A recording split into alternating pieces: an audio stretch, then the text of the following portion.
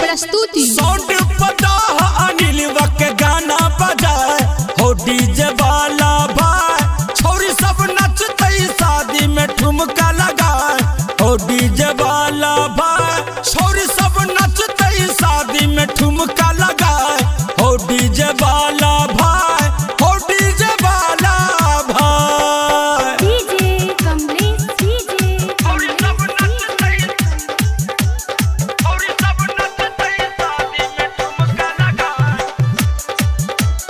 छोरी सब नचते, छोरी सब नचते शादी में ठुमका लगाए। शादी के दिन में भौजी सब अगारी, छोरी सब अगारी नाचल तैयारी। शादी के दिन में भौजी सब अगारी, छोरी सब अगारी नाचल तैयारी। बंशीधर के गाना बजाए हो डीजे वाला भाई, छोरी सब नचते शादी में ठुमका लगाए हो डीजे वाला भाई, हो डीजे वाला भाई। डीजे कमलेश डीजे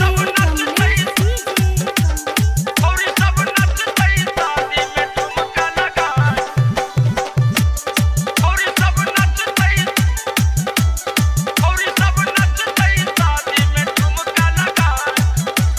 बन्हन छे डार में यार के दुपट्टा, यार के दुपट्टा भतार के दुपट्टा। बन्हन छे डार में यार के दुपट्टा, यार के दुपट्टा भतार के दुपट्टा। नाचे छे कमर हिला हो डीजे वाला भाई, साउंड पता शंकर के गाना बजाए हो डीजे वाला भाई, हो डीजे वाला भाई। डीजे कमलेश डीजे छोरी सब नचते, छोरी सब नचते शादी में ठुमका लगाए,